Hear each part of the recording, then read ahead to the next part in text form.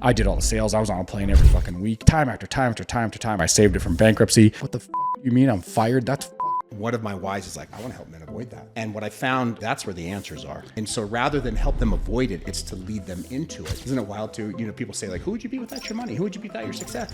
Who would you be without this? And then all of a sudden it really happens. I think even now, my biggest blessing in life has been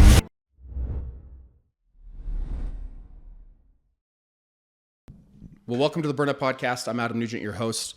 I'm stoked for today. I've got Brett Shell with me on today. Brett, the way I would introduce you is outspoken. He's all tatted out, shares his feelings, has had a tremendous amount of success in his past. He's starting a new venture here called Bricks. We're going to get into that.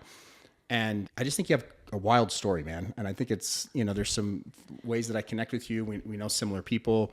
You know, we originally met through Michael McHenry, who's been a guest on this. Mark McCormick's one of your partners, you know, so yes, sir. You know, good people, but I'm stoked to get in this. So thanks for being here with me, brother. My pleasure. Thank you. So I was, you know, in preparation of this, you know, kind of finding out more about you, you know, a Forbes article came up. You're in Forbes talking about your oil and gas business. Yep. Right. And you're from Canada.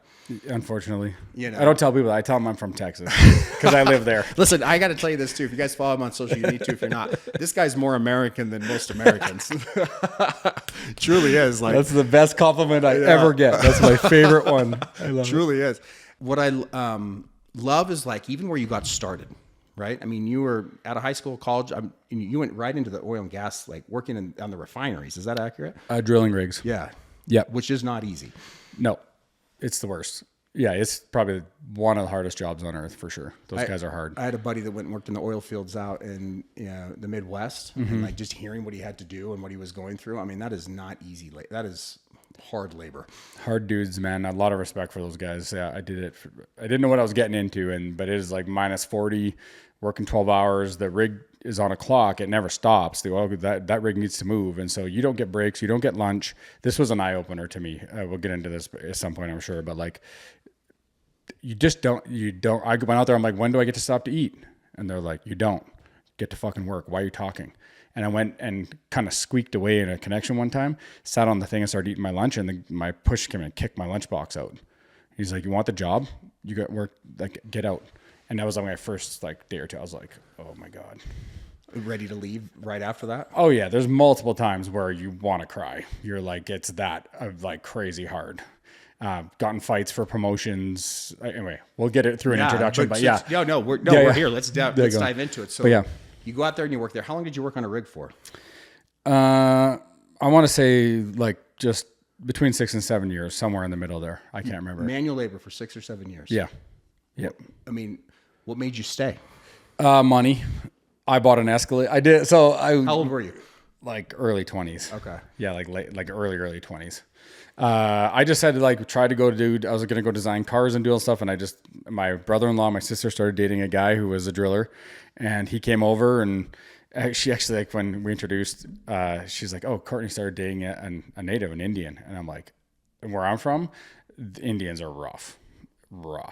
And I was like, no, not that I'm racist, but a little bit in there. I was like, no. He shows up. He is a big, thick native dude, good looking guy, dark hair. I met him, instant, just brothers. It was over. He is one of the most authentic, genuine, no bullshit, hard dudes you've ever met.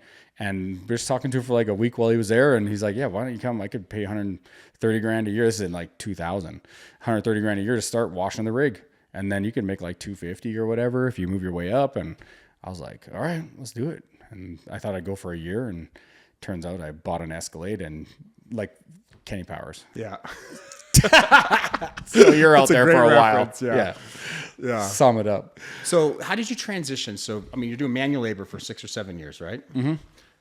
I mean, you got into the business side. What happened? What, like, was the writing on the wall? You're like, you started to see opportunities, or like, what was it that like triggered you to get into where you went? No, I just realized how much time had gone by one day. I literally was on the rig, and it was just a terrible shift, and I was moving my way up pretty high. And it was the worst. And I'm like, I realized, I was like, holy crap, I've been out here also supposed to be year 1. And I thought 2 years. And then on year 3, you're like, hey, it's getting a bit long. And all of a sudden it's year 4 or 5. And then I'm like, what the fuck am I doing? I'm done. And I quit. The second I had that thought, I knew that I had to just do it because I was trapped from making too much money and the lifestyle and all the other stuff. I'm like, there's no way to do this. Like what? And then what are you going to do? There's no like TikTok, there's no Instagram, there's no being a thought or influencer or can't go on OnlyFans. You'd have to get a real job or something back in the day. And I just didn't know what I would do, but I just quit anyway. And so I just went in there, said I quit, got my truck and left. And I guess, I don't know. I just like, Where were you living at the time? I had a house in Lethbridge, Alberta in Canada. So this is up in Canada. Yeah. This is all mostly Canada. Okay. Yeah. All frozen bullshit. It was the worst. So you quit, right? Driving out. Like, so where do you go? Just decided I wanted to do this company. Like I have a pretty big aversion to authority just naturally. And so I can't work for people. Like the rigs was the only place where I could actually kind of have a job because you could tell your boss can you swear on here? Yeah, for sure. Tell your boss to fuck off and he'll probably tell you to fuck off and then you'll get in a fist fight and then you'll go back to work. So that's kind of not really like having a boss. It's just you're a bunch of hard dudes out there doing shit. So that's great. But as far as an office goes, of like having a boss tell me what to do, I just can't. Like 1, I'm super ADD. 2, creativity is like I have to have it to live. Like I paint and draw and do all these things. I'm a street artist, paint walls. So like sit at a desk and think of a job just is insane to me. It just is crazy. I can't do it. I couldn't finish school. I was in 8 different elementaries before. Like I dropped out, all this shit. So that narrows your window down of what you can do once you quit the rigs with no skills, no experience, no nothing. And I'm like, I'm going to start a company. And so I talked to a few guys about the idea and they were finance guys and stuff like that. And they kind of told me, they're like, well, that's a great, your experience. It's a good idea.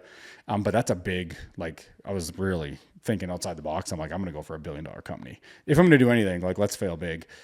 And they're like, yeah, this is great, but both of them quickly came to, you have to go work somewhere and get a street degree in finance because you're talking about something that's going to take, I don't know, 10, 20, 30, 40 million bucks.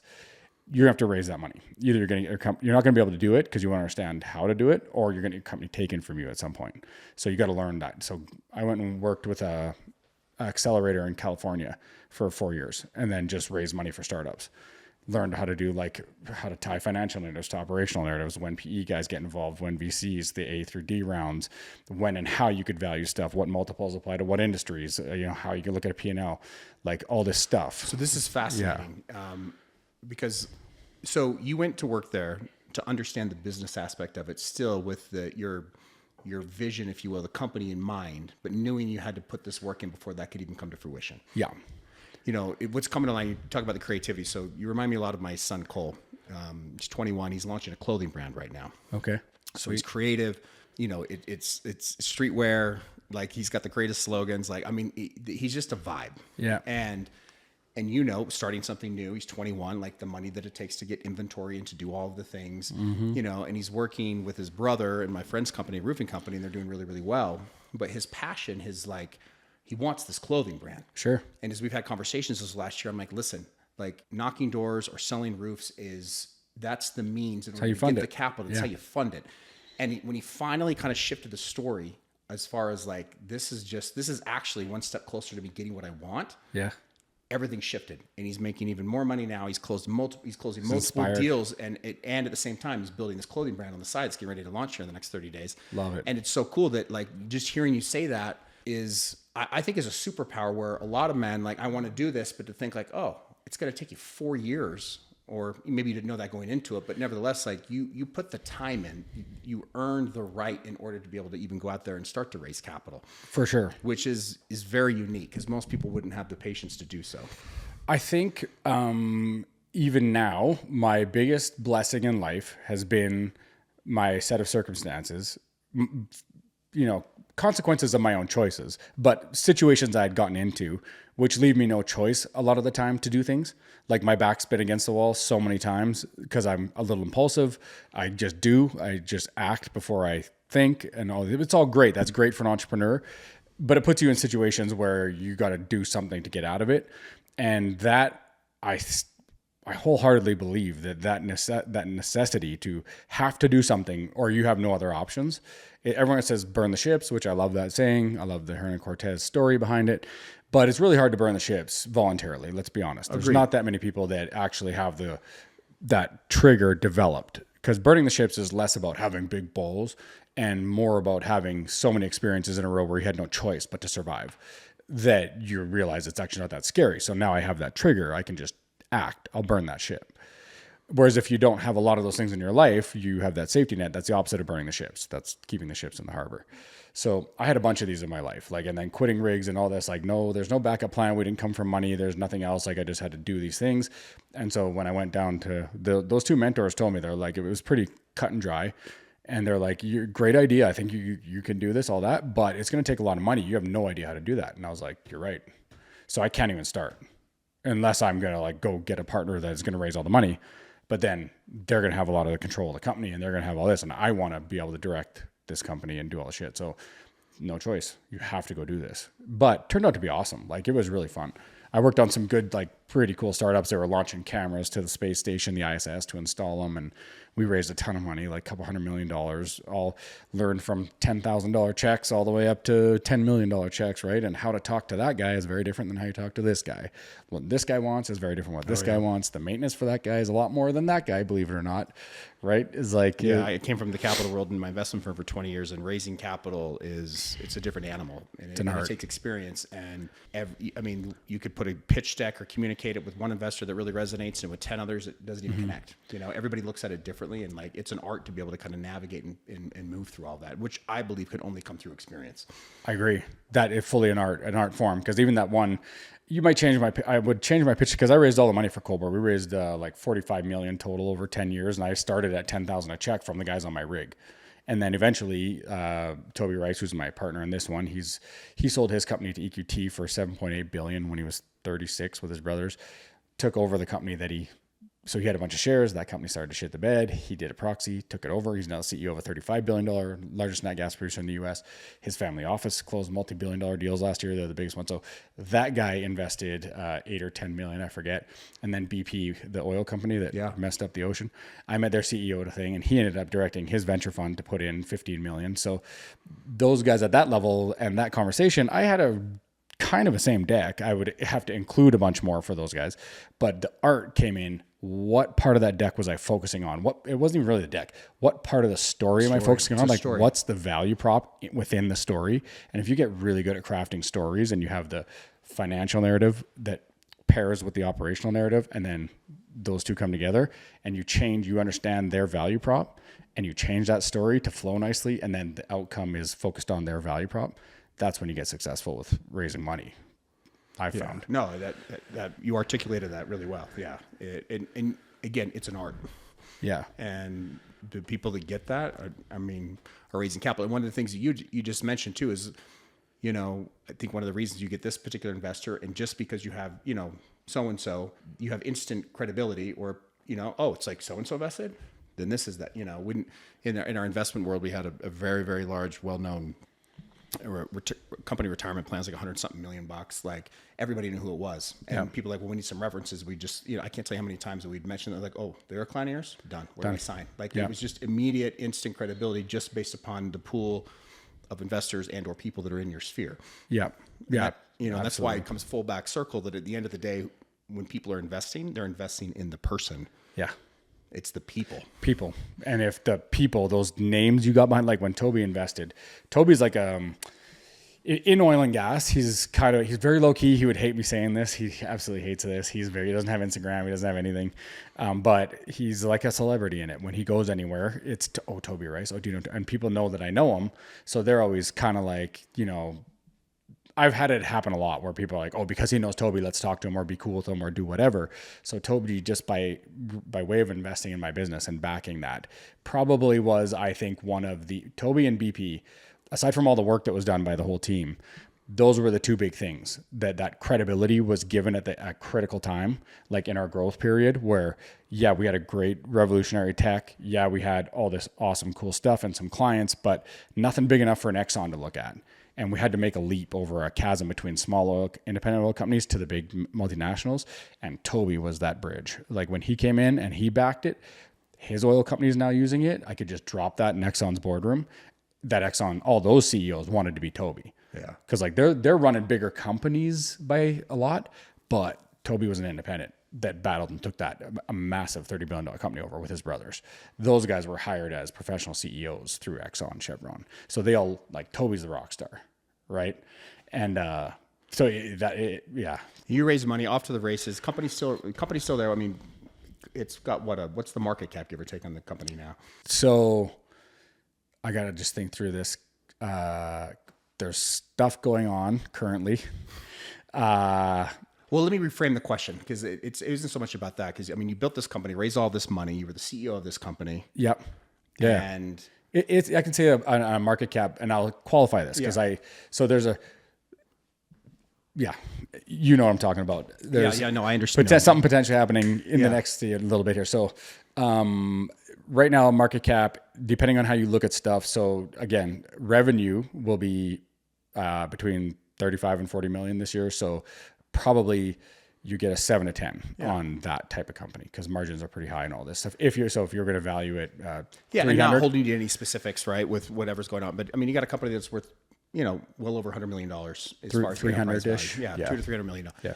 And you started this, you're the CEO of this, and then, this is your baby. You bring all these people in, and you went through a pretty big transition here, a year or two ago with these guys? 2 years.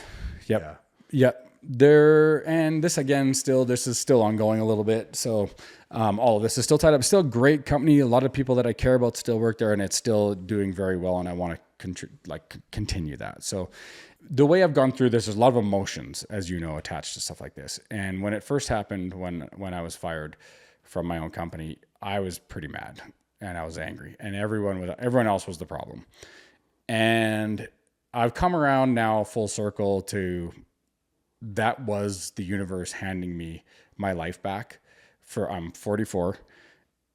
I had been crazy addicted to destination anxiety for 12 years, 13 years.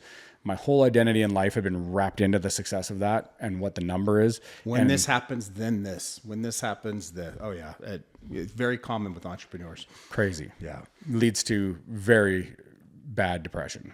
Chaos along the way. Chaos, depression, addiction, all the stuff.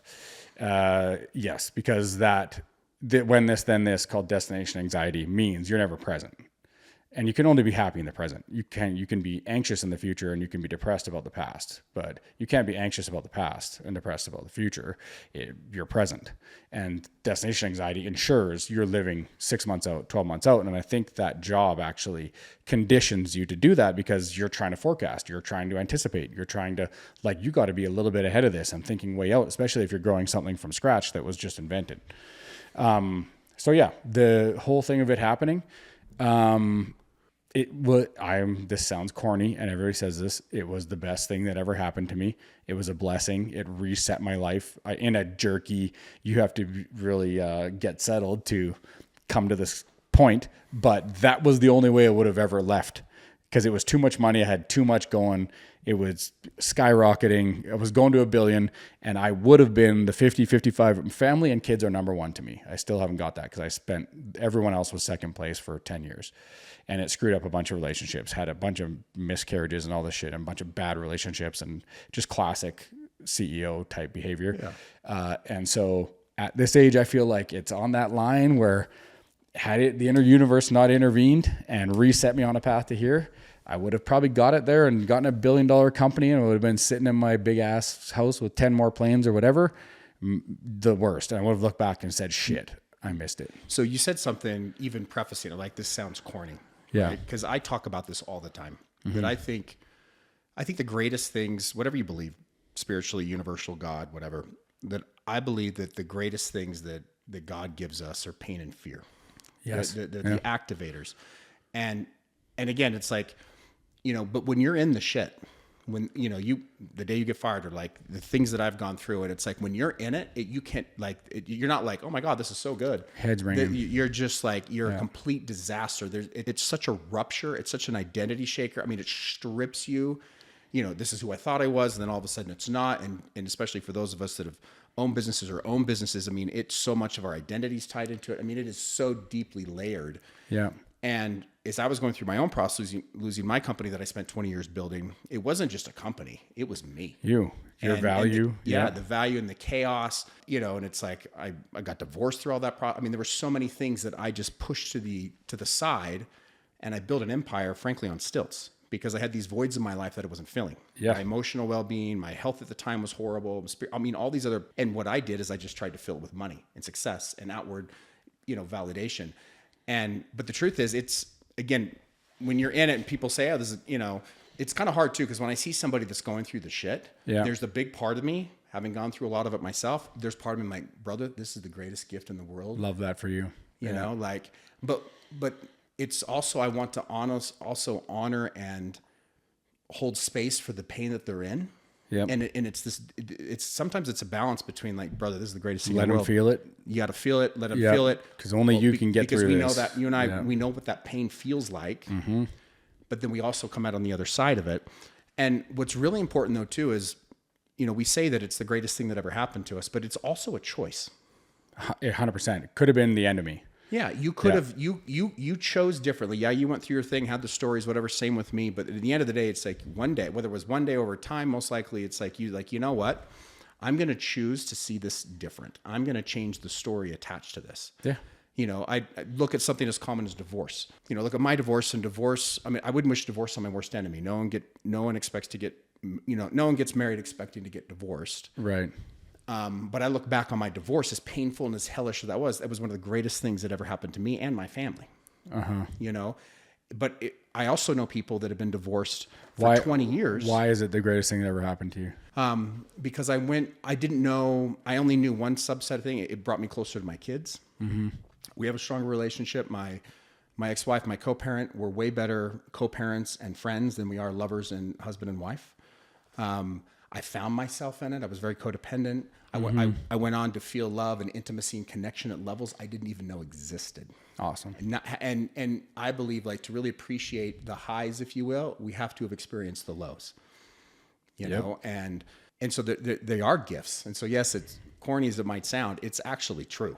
But 100%. At the end of the day, we have to decide how we see it. It's a choice, 100%. That for me, the gift part of it is that for me to, like I said, I could have never walked away from Cold War. I made too many commitments. I raised every dollar, eye to eye, handshake to handshake. 50 million was all from guys like this that I did. And I told them, this works or I die trying. And that was the only thing they really cared about. It was a great idea after the pitch deck. The great idea, love this, great, it's exciting. You got a lot of good energy, like always, like good. I think you could do this, like all that. And then that was the end of it. Like just your last one out, and that was my commitment. And so like my word is the only thing I have at the end of all that, and I'm glad I kept it. But that like the level of loyalty, and then mix that in with ego and starting to see some success, and then mix in a lack, internal lack of why I needed to do something I thought so big anyway in the first place, to be validated, to be the smartest. Like I dropped out of school. Nobody thought I was, my whole life is like never accomplish anything, go to the rigs and do all that. I was like, well, I realized that one day I'm like, I better do something big here because I am not that guy. And that's what fueled a lot of this, right? So I didn't have a proper why. I wasn't set right. I wasn't doing it for the right reasons. But when all of this got tore down, the gift in it getting taken away like that was literally a half hour in the morning in Houston. I lost my house, my truck, everything, my whole life. I couldn't go back, couldn't get anything out of the house. They said, do not go there. They shut the computers off, shut the phones off. The lawyers were all on. It was a full board. Like it was like, you're done. I just had one credit card left. My assistants, both of them, that booked my whole life for years, gone. Don't talk to them. No friends, no employees, no finding out what happened. Just sitting downtown Houston with nowhere to live and no visa. And had like, I guess I go back to Canada, and I remember I haven't booked a flight in 3 years. I get on there and I go to book flights, and I'm on, not Expedia. I'm on, some other I don't know. I was on the wrong website, but I was so frazzled. I was like trying to book flights on wasn't even a travel site. And so, but the gift in that was I was so wrapped up in that whole thing that had it not been yanked so violently from me, and had it not driven me down so low, loss of identity, loss of the validation, anger of how long I put into that. I raised all the money. I thought of the idea. I did all the sales. I was on a plane every fucking week. I brought in time after time after time after time. I saved it from bankruptcy. I got Exxon and BP to fucking invest. I got Toby Rice involved. Like, what the fuck? What the fuck do you mean I'm fired? That's fucked. I fucking invented it out of my brain. And then I fucking slaved over getting this thing out. And you're just, you just like can't even fathom how angry. And then the sadness comes after that. Energy's gone and you burn all that energy out and you just, but I truly believe it took that level of all the intensity of that whole story there and dropping to that level to overcome my ego that had gotten me there. It was that's the beauty of rock bottom. Yeah. When I working with men today, one of my whys when I first started was, how painful that depth is. Like, it's dark. And one of my whys is like, I want to help men avoid that. I don't want people to go there. I'm going to help them stay out of it. And what I found very quickly is like, oh, actually, that's where the answers are. Yep. And so rather than help them avoid it, it's to lead them into it. Now, I hope no one goes as low as I did because I nearly took my own life. But nevertheless, it's like, it's helping them guide them into that and to face it. Because my tagline is freedom's in the fire. Everything we want's on the other side of what we're avoiding. Yep. And, there's so many, it's like, and we stay stuck, and then so many men too, like they don't want to face it or deal with it. Then they turn to addictive behaviors and substances and try to numb the whole thing out. And then ultimately it's like, then you just completely crash and burn, but that crash and burn becomes a gift. Yes. You have to, sometimes it's like, oh, you don't want it bad enough. Then all of a sudden, boom, the universe takes you down. And then it's like, strips you of everything. And then it's like, okay. It's freedom. Yeah.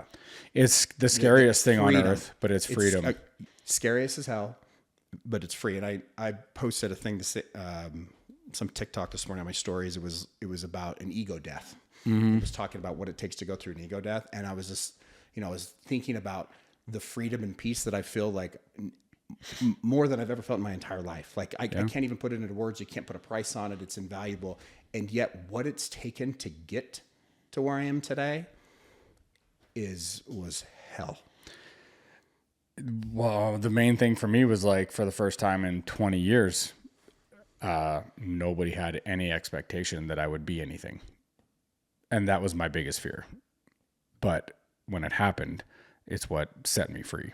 Isn't it wild too? People say like, who would you be without your money? Who would you be without your success? Who would you be without this? And then all of a sudden it really happens. It's like, it's a completely different, and it's one thing to say, oh, I would do this or I'd do that. But like when you're in it, it's like, who the hell am I?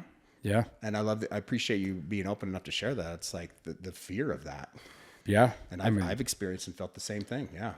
I don't know. Like when I used to introduce myself, and I noticed this change not long after, is that I used to say, I'm Brett, CEO of Cold Bore. Like, hey, Brett, what do you do? CEO of Cold Bore. We do this, that, and the other thing, blah, blah, blah, blah. And that was like always the start of every conversation. And now I don't, for the last year and a half, I've had nothing to say after. So I'm like, Brett, and this is who I am. I like cars and art and all this other shit. And it's more real. Like, hi, I'm Brett. I say that now when I meet people. Who are you? Like, hey, Adam, nice to meet you. Who are you? Not what do you do? If just casually at dinner or anything, like, oh, what do you do? No, I don't do that. I don't give a shit. And that actually drives the tagline for Bricks: who and why, not what. Yeah. I don't care what you do. It's cool. We all got to do it. We're going to make money. You said that too, because so much of, again, identity, what it's like, it's the title, it's what I've done. And so when you first started doing that, were you just like, did you notice it? Like, who am I? What is this? Uncomfortable? I didn't know what I was, because like, my usual rhetoric was all scrambled, because I'm like, oh, I'm a tech CEO. I'm a dropout, a tech CEO, an oilman, all these things. And now I'm none of those. So I didn't even know what to say. It's like, you got your pitch deck rehearsed when you're raising money a lot. And then you got to get like pitch a different company, but it gets dropped on you. Like, oh, you got to do this other thing. You're just scrambled. You don't even know what to talk about. Your brain can't even put two and two together, till I started just like being okay with not being someone. And then it could just be me. And I'm like, so one of the things that I appreciate about you, and we talked about this before we started recording, was just like your authenticity online, right? Just showing up, you're just going for it. And thank you. Have you always been that way? Has there always been a part of you that's been out? I'm going to use the word outspoken, or maybe a little polarizing, or just like not held back in your feelings? Is, you know, For sure. And you know, and when you went through this to put yourself back out there, right? Because CEO, you know, Brett's no longer CEO Brett. Yep. Right. Did you find yourself even hesitating, put how you presented on social or what you were saying? Oh yeah. It humbled me so hard that in that depressive, when I lost my identity in that, I lost most of my like oomph.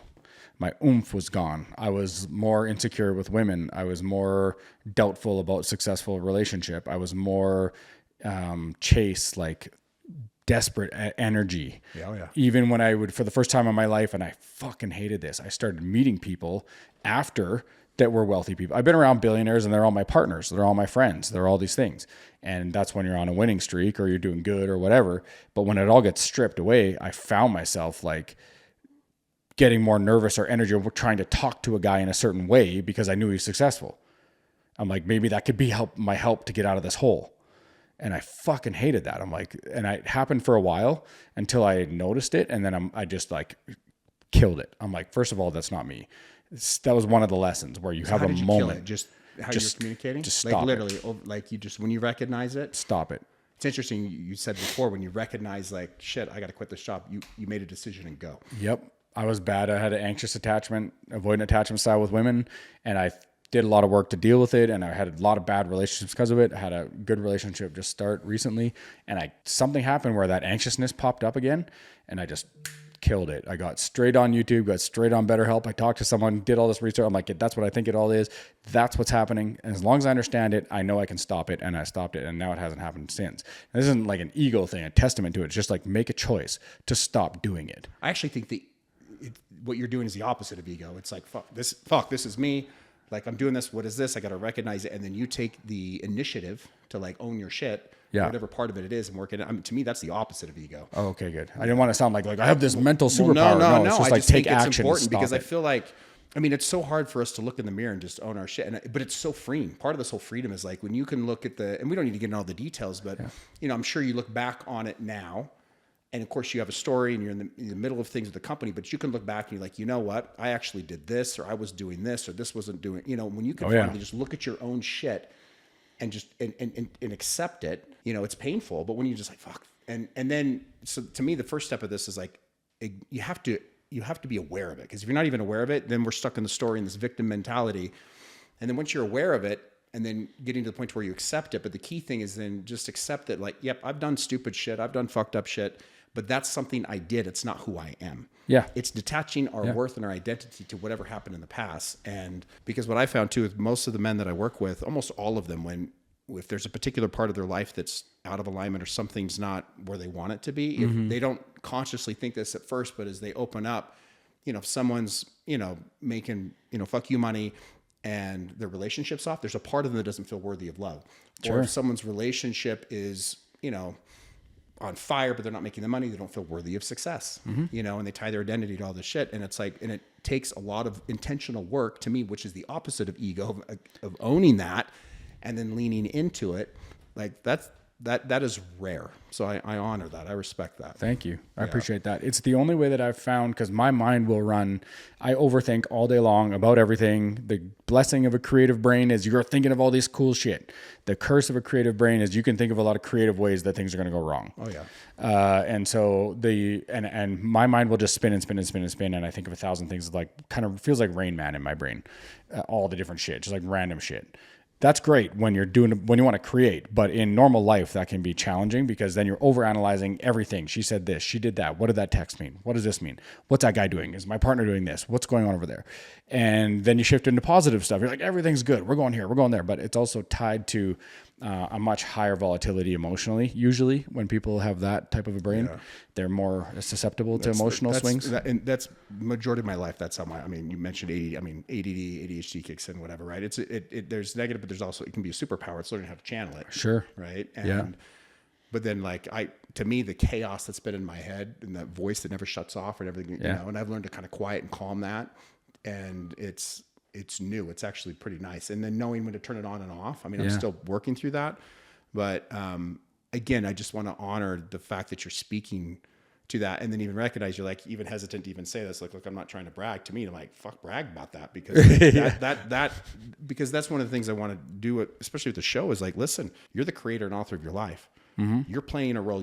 We are all the common denominator in everything. We're playing a role. Yeah. And to point a finger at somebody else is the easy part. When you can point it back at yourself and just accept it, that is where freedom is. And that's power. empowering. And it's where confidence is formed. And that's another reason why I always am so open about all my shit, because it's like, listen, I'm not perfect. I did this, I did that, but it's something I did. It's not who I am. And I'm trying to figure it out. And what I feel like I know today, if I feel really rooted in, maybe I change my mind tomorrow. I don't know. Yeah. I love it. Well, and that allows people to connect with you because you're giving them 100% of you. And if you're holding back from letting them see your messiness or letting them see your ADD or letting them see your swings, you're holding back 20 or 30% of whatever you are that they don't ever have the chance to like, love, or connect with, whether it's a partner or whatever. So you're not even, you want someone to love or trust you implicitly 100%, but you're not showing them 100%. So they actually can never. Yeah. They'll only ever trust you 80%. And you think that's on them, but it's not.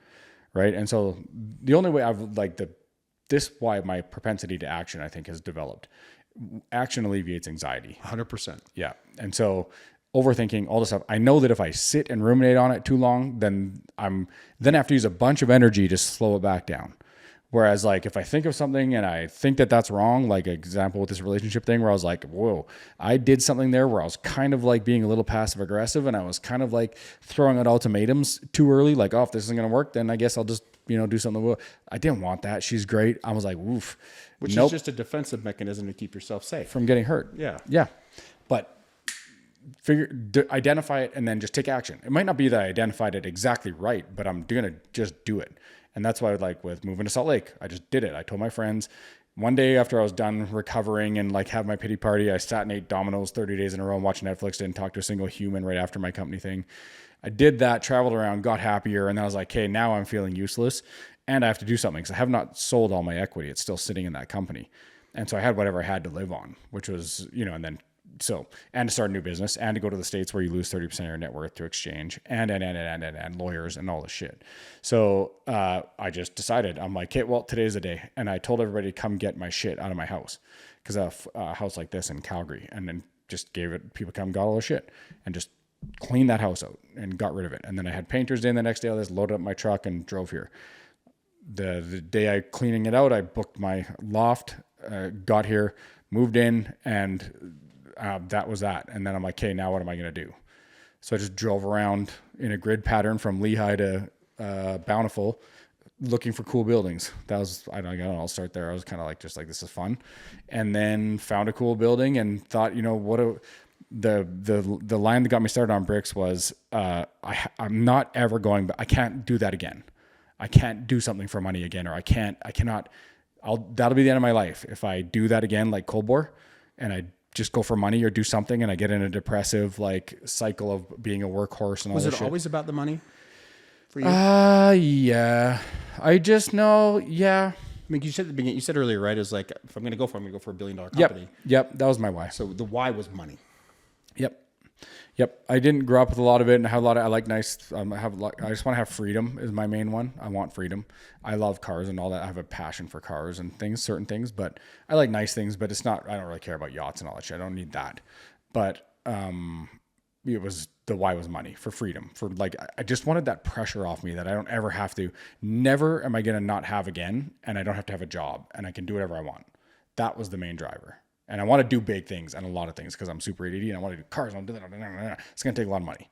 And I want to buy my parents' farm and I want to do this. And I put all those things under the same umbrella. Like I need to buy them a ranch. I need to do this.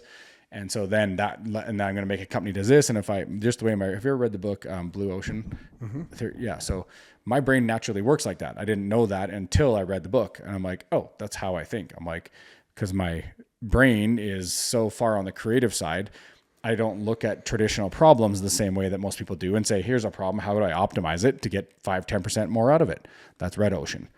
I didn't know this terminology or the story, but in cold bore, I was like, hey, the industry is doing something like this. And I need a really fantastic story to tell people because I got to raise a lot of money. So this has to be pretty grandiose. I better come up with a concept that's at least grandiose. And I was like, well, the whole industry is doing something like this where they're all trying to like all the frac sites in the US, they're all pretty much non-digital, and digital was just coming to them. And so a lot of people thought we need to make analytic platforms and do all the visualization and all the data. And I'm like, you know what doesn't exist? All of these companies are doing their own shit with their own control systems. No one has a standard format. These frac sites data is all over the place. Someone should format all this data, and here's how we're going to do it. And it will become the base layer for the entire industry. Multi-billion-dollar company will be able to control all the data in and out. We'll have automation. We'll have to do all that shit. Blah, blah, blah. I'm like, I can raise $10 million on that. And then thank God that's blue ocean thinking. It was like you take a company, reduce, eliminate, add, and ended up in this massive company that's now just like spreading across the base of a whole industry. So your why there was money. What's your why for bricks? What's your why today? All that stuff that I learned, all my energy and all my ability, my God-given talents. I can raise money. I can attract people. I'm really good at networking. Like all those things are just naturally inherent to me. And I love doing it. I want to do it for other people. I want younger guys and guys like there's enough people I already know in my circle here in Salt Lake of entrepreneurs that have great businesses that are super talented that may not have the energy or the ability to pull people in that I have, or may not have now the 20 years operational experience about how to scale, when should you raise money? How do you run your operations? Why is your org chart not right? How do you do hiring? What's the best practices for sales teams? How do you build an executive team out? Like, what are the challenges with people like this? All of that knowledge and all that stuff. And then I have a propensity or I have a big interest in social media and content. And I have that strategic brain that kind of wants to figure all this out and how to hack it and actually make it a sustainable hack where we can grow a big umbrella of companies. And that was like, if I do all that, and my why I wrote down on my paper at home after Cold War was, if I had $50 million today, like, and it was in my bank, what would I do just to keep busy? It has to be that. And I have to figure out how to make that a business. And it was like, I love making content. I love art, drawing all my pictures. I need distribution for that to become a famous artist. I love cars, and I want to make a YouTube channel, rebuilding wrecked exotics. Okay, I love that. That would be so fun. And I want to consult. I consult for other companies right now, and I help them with their scaling and their sales and all this other stuff, like whatever they need. And a big one is revenue solves all problems. I'll get in and I'll help with your org chart. I'll help with managing people, but revenue solves all problems. So let's look at that. And so doing that, I was like, all those things, I was like, I'm going to do that in a cool warehouse. I don't know how that's a business yet. So speak to bricks specifically. So you've got a building. So, you're bringing all those elements into it, but what is bricks at its core? So we call it a brand house. And the idea behind a brand house is it's for entrepreneurs. The cars are there because they're cool and it's our passion, and it brings in a mix of people. That's not really part of the core. It's just like we got the space. We could put cars in there. It's a cool element. It's good for content, and it brings in higher net worth guys that are going to want to be around the business people and increases the mix. But the core of the business is that we're all out there kind of running our own businesses. I was doing Cold War. You're doing your thing. So they're doing their thing. And we're just out in the wild alone. We got our building and our employees, but we're alone. I didn't like that. And that was really hard. Like when I started getting mentors and coaching groups and all that stuff, I saw how valuable that was. I'm like, dang, even if the guy wasn't the smartest guy in the world, just to have someone to talk to that was hyping me up. I was like, wait, I actually figured it out while you were talking about that other thing. I figured that out. I think it in my head, this guy's wrong. He's not telling me the right shit, but he made me realize what it is. Or I had really smart mentors that were like, told me something and it saved me 10 years. And so I'm like, that interaction, that energy, that network, like, I just think like, plus we have our own buildings, we have our own social media teams. We're trying to do it individually, which is a losing cause. Like trying to grow your own socials, unless you invest a lot of money in it, good luck, or you just get lucky. But to consistently produce that, I was like, if we just centralize this, why isn't a brand house a thing? Like, why don't we have satellite office or shared offices for 14? We curate it. So you take WeWork. There's 3 companies that are not that interesting to me on their own, but combine them and you end up with a blue ocean solution. WeWork, one of them, leased office space, the exotic car storage places, and Soho House. Or sorry, not the car storage, Barstool Sports. Yeah. So the Barstool is the mass organic media. The WeWork is the shared physical space, and then the Soho House is the social club where we have our friends and we're there, we interact, we do all the stuff, we get fulfillment. Those 3 together is like, I want to interact with my friends. I want to have that social club element, after hours, event space, place I'd hang, a rad building where we'd all meet and have birthdays or barbecues or whatever, my company meetings and all this stuff. I want the physical space. Physical space allows us to concentrate through satellite offices. They might have their own business buildings and all this stuff still, but you have your marketing office down there. And then you come down once a week, twice a week, or other people are all filtering through once a week, twice a week. But bringing that all into one building means that a professional centralized social media team that has videographers, editors, analysts, all these guys running, that's the only thing they do. And they're sitting there figuring out the strategy of linking 20 social networks, 30, 40, however outside members we get, and figuring out how to leverage those the most. And the whole mantra behind it is you're bringing to contribute your social network. You're not gatekeeping it. So if you come here and you have 10 followers or 200,000, if your mentality is, I'm not putting you on my social media because that's my valuable thing, then you're not part of this. If you come and say, I'll give mine because then 14 other people are giving me theirs and we all want to win, and then we unlock it and we co-post and co-manage and run strategy, then you're in. Which I've honored about you, even your crew here in Salt Lake. And I say this to people all the time, Mark and, McHenry, and, a lot of the guys in your crew. What I love about you guys is you guys promote each other. Yeah. Like and I notice this so much because I look back even over the years of like stuff that I did and friend stuff. It's like how rare that actually is. Yeah, it's kind of weird, isn't it? It's kind of wild. I've been sitting. People don't want to post their friend shit. Yeah, let me reshare that or whatever. And people that I know or people that I was close with that would post stuff and tag all their friends. Friends wouldn't share it and do things. And it's like, I remember even posting and sharing stuff and having to ask, hey, brother, will you share this? So it's like, why? It's like, tag, he's like, wouldn't do it, not do it. And I've just been, I've loved how you guys, as I've watched that, from afar on social, I'm like, I respect the hell out of that because it's rare. And it's like, why are we not supporting our homies? Why are we not like, dude, I want to see them do, fuck yeah. If you make more, like everybody wins. And I just believe wholeheartedly, and the more you give, the more you get. Yes. And I know your intentions to share and do that, but your why in bringing all these things together to help people. The truth of the matter is the money is a byproduct. It just naturally comes from the energy of giving. Yes, 100%. So this is just like formalized infrastructure to give us a big ass clubhouse that's like super cool. Got a whole 100-year-old warehouse with street art and exotic Lambos and Ferraris, and then all our offices. We can all go there to that's your main office or your satellite office, whatever it is. But you got a bunch of creatives mixed in with business people. There's tattoo artists in there that are next to CEOs of roofing companies, right? This is kind of the mix we already have. That's what I want. It's not what, it's who and why. And you build the camaraderie of that brotherhood. We're all there to win for each other. And then when they sit down and you go through in more detail, the strategy of the shared networks being centralized and run from behind, that multiplying the reach of everything, and then pair that, the big thing is organic content is really hard to get. Right. Well, trust me, I know. Yeah. Because once in a while you get, it's the random one that you don't think is going to go or whatever, but it's in the world and the algorithms and how much is paid and all the things. It's to have something organically just over and over and over again. It's not easy. No, it's expensive. It's prohibitive, and people aren't that interesting for the most part. So it's just not gettable.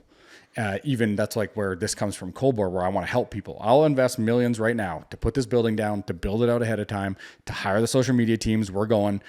I believe in this so much that the cost, we can bring the cost of having a spot in there that provides the office, the social media, organic posts, 3 reels each platform each day, long form, short form, everything to all channels, to all 20, and leveraged out through all of those for less than you can get a single videographer kid to come run and do it monthly. You can have the building, the network, the events, the media, everything for $7,500.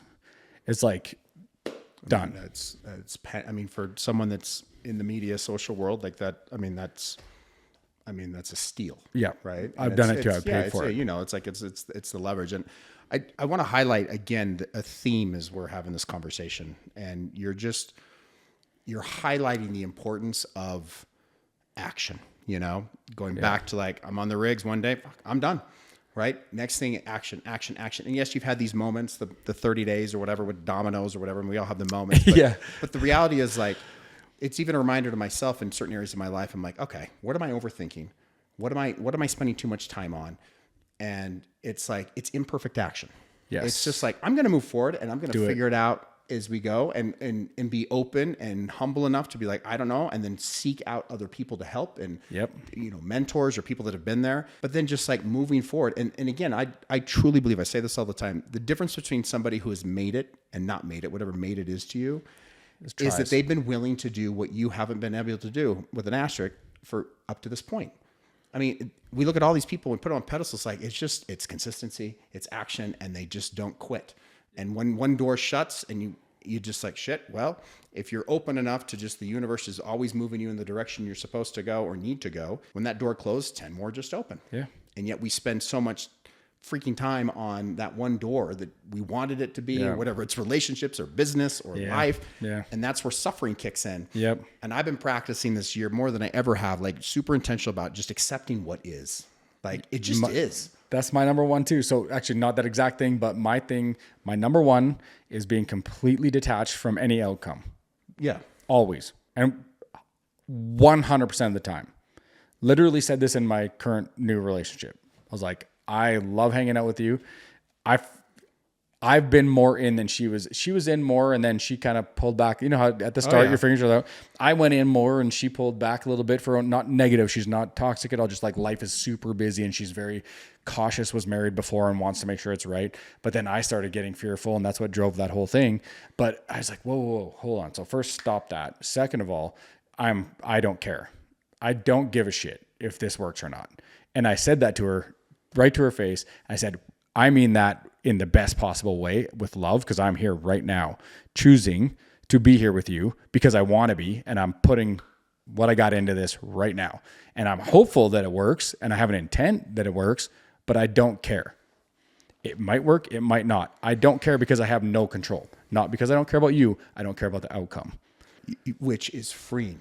It's wild. And I think what I've also learned too, because right, we put these big goals with the, when the exit happens, when this happens, we express it like what'd you call it? Destination anxiety. Destination anxiety, which is, I love how that was. I haven't heard it that way, but I'm going to quote you every time I use it.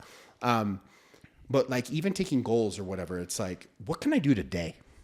Literally, it's like all I have is today. And the way I have long-term goals and whatever. And it's like, I have this whole thing. I'd love your opinion on this. I haven't even said this to anybody yet, but this whole concept of a vision board, right? Yeah. People put these vision boards out there and you put the mansions and the houses and the planes, whatever it is, right? And it's this visual representation, which is awesome. But then it's like, okay, we got to reverse engineer how the hell I get there. Yep. And it's like, depending upon your industry, it's like, you know what? Maybe that's the vision board. I hold that, but like what I need to focus on and the pictures to focus on is a telephone, a healthy food, whatever it is that I need to eat healthy. I need to do this stuff. And that's where my focus should be, because that's the next step to get there versus, because so many people get in dream and ideation, but don't take the steps forward. Yeah. And then if something's not happening, like you said, it's like, I just is. And it is so goddamn freeing to just like, I don't even know. I don't know why. I don't need to know why. It just is, and I'm just going to move forward. And it's an extension of practicing detachment. It's easier said than done, but it is. It is easier said than done. There is so much peace with it. Yeah. Well, also because to be successful at any scale, you really have to be all in, and it can't be like an all in, like I'm trying really hard. Like it's this or dead. It's this or dead. That all in. But you can't do that really effectively if you're super attached to an outcome, because you're just so scared of making the wrong decision. And I was doing this for years. I was so just paranoid of making the wrong move, especially when I got up to bigger money. And I was very inexperienced with running that many. I didn't know how to deal with that board. These guys are little like Exxon board. They're in their suits and it's the CEO of Exxon. And I'm like, what? And I can't, what do I allocate the money here? Do I give it to software? Do I give it to sales? Or I got to move 15 million around right now. And if I make the wrong moves, then the whole $100 million company tanks. I kind of froze on that. And again, back against the wall, I just got overwhelmed. I'm like, fuck it. Best guess. And we're going to make it work. And that was where like, keep doing that over and over. That's the key to everything. You could be smart. I don't really care. You could be super charismatic, which are all helpful. If you're smarter, you're more charismatic, and you're better looking, you'll have an easier time. It's just how it is. But if you have this quality of you're going to take action as fast as possible, you will figure out there's only one right way to do a lot of things for the most part, but you will figure out the 36 wrong ways. If you figure all 36 wrong ways out in a week, then you're only left with one choice. You could sit and ruminate of taking a guess at 1 in 36 for 6 months. Which one am I going to try? And I think that first method, just do it over and over and over and over. And pretty quick, you get better you're going to get 32 wrong. The next big decision, 12 wrong, 8 wrong, 2 wrong, and you dial it. And that's when it's like, I'm pretty sure I'm right. And then you're taking action like this and things are hitting. And that's when you see those guys that you're just like in awe. You're like, how do you be that guy? Like everything he touches turns to gold. It's because they took the 36 and narrowed it down. They learned through experience and failures. Like, oh shit, that didn't happen, and not attach it. I mean, nobody has it quote unquote figured out. No, and it's like, but you learn, like you said this at the very beginning. It's like, you know what? I've learned through a lot of my shit, like what I want and what I need that you only would have known had you experienced it. Because I truly believe people use the word, I know I wouldn't do this, or I know this. And it's like bullshit. You only know something if you've experienced it. Yeah. Period. Yeah. Period. Like, I don't care what it is. Black and Otherwise, white. it's just an opinion. This is my whole thing about religion. It's like, I know that this is true, or I know this. Like, do you? You believe that? Yeah. You have feelings, you feel that, but like, do you truly know? Like, let's just be honest with you. And people can't even accept that. It's That's semantic. It's wild, but truly, like, to know something, experience. So it's like, that's the beauty of like pain, failures, the 36 option, the 35. It's like, that doesn't, oh hell no, I'm not doing that. Stuff you would have been like, I don't know, maybe, but once you've experienced, like, I've touched that flame. Yep. Hell no. Yeah. Like, not going there. There's not even. You just narrow it down. Yeah. And there's just the beauty of it. And that's, again, dude, mad respect, dude. I love what you're doing. How do our, I mean, I could sit and talk to you for hours. So our brains work the same way. Tell us more about listeners. Where can people find you, learn more about bricks, like different opportunities? Well, the warehouse is downtown by the scare on the side of the interstate. You know where that Fear Factory is? Oh, yeah. So downtown Salt Lake. Come by, come say hi, come have a coffee anytime. We're under construction now. I've got a janky podcast set up in an empty warehouse. So can people listen to the podcast now? Is it on YouTube? Is it on? Yes. Yep. Brick's YouTube channel's up. I think we got 2 episodes up. We're recording 2 or 3 show weeks. notes. We'll put a link to your YouTube page. That would be great. Yeah. Instagram is on there, bricks_SLC. And like, mostly it's like, this is going to be really, this one only takes 14 founders. After that, it's going to expand in outside networks and social clubs, and we'll get more companies we're doing it for, and we'll go to different cities and fill more warehouses. I got grandiose plans. It's really only 14 that matter. And so we're probably 5 of those in right now. By the time we open, I'm hoping to have most of those locked, sharing this same cohesive vision. And if a particular business owner or business is interested, they could just reach out to you just on social, just like love to talk about it. Like, sure. Or do you have a website with bricks? No website yet. I love it. I love it. I'm getting to it. I'm the accountant, setting up QuickBooks, doing the architects, running the GCs, doing all the marketing, doing the podcast, and doing my immigration still. This is a crazy part too. Technically, I'm still not even approved for my visa that allows me to own this company. This is the order I had to do it in. They make you do this and have all this on the line, and then a border guard in a month or 2 will get to decide my fate. Is it because of everything that's going on internationally? Is that lengthen the process? No, it's just through the type of visa standard. that I'm getting. Yeah. You have to invest the money up front. You have to sign the building. You have to hire employees. You have to have all these things to meet the requirements. And then they decide if you're going to be allowed. So you have to do everything, even though you're technically not there, but they still require that you do these things. And then there's no quote unquote guarantee that. And I can't make any money from any of it because I'm down on a consultant visa doing consulting. That's where I can make money. I can't make money from any of this until they approve that visa. So you got to like come down, do your thing. It's like to tell your son the same thing. I'm doing it again at 44. You have to come down, consult. That's how you can make a living, to make enough money just to live. But then you got to set all the rest of this up, everything else, all the millions, all the risk, all the time, all the shit, legal, LLCs, accountants, everything has to be all set up legit. And then they will decide if you're allowed to. They might tell you to go home. Yeah. Wild. Spinning the dice, dude.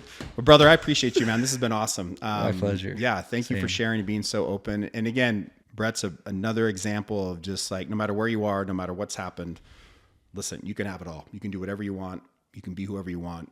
It just intentional action, moving forward, and the world is your oyster. So anyway, thank you so much for being with me today. Thank you, Brett. And we'll see you next time on the Burn Up Podcast.